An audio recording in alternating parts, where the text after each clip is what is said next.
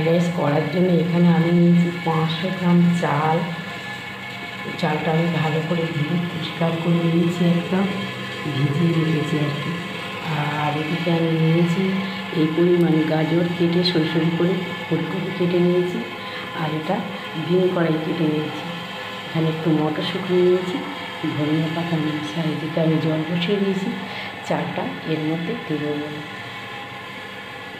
আমি সাদা তেল দিয়েই বানাবো, ঘি দিয়ে দিলে আমার বর খেতে চায় না, ওই জন্য সাদা তেল দিয়েই বানাবো এটা। তো চলুন বানিয়ে ফেলি। এর মধ্যে তো এই গ্যাসে আমি জলটা বসিয়ে দিয়েছি, ওই চালটা আগে দিয়ে দিই, দিয়ে ভাতটা রেডি করে নিই। তো জলটা ফুটছিল, ওর মধ্যে আমি চালটা ঢেলে দিলাম। ভাতটা ফুটছে, এটা হয়ে গেলে তারপর নামিয়ে নিয়ে আমি সবজিটা ভাজবো। ভাতটা উঠিয়ে নিয়ে আর আমি গাজরটা ভাজতে বসিয়ে দিয়েছি, এক এক করে সব ভাজা দিয়ে ভেজে নেবো।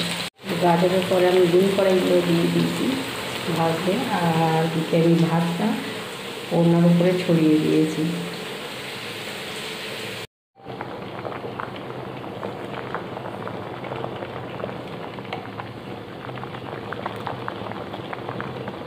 তো ভাতটা আমার হয়ে এসছে, আমি ভাতটা ফ্যানটা ঝাড়িয়ে আর জুড়িতে দেবো।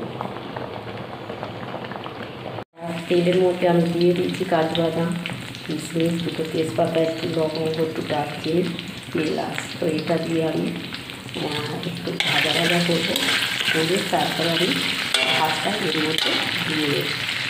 তো এটার মধ্যে আমি দিয়ে দিয়েছি, এবার সব ভাজা দেবো। এবার আমি এটা ভালো করে ঘেঁটে নাড়িয়ে নেবো, নিয়ে নামিয়ে নেবো।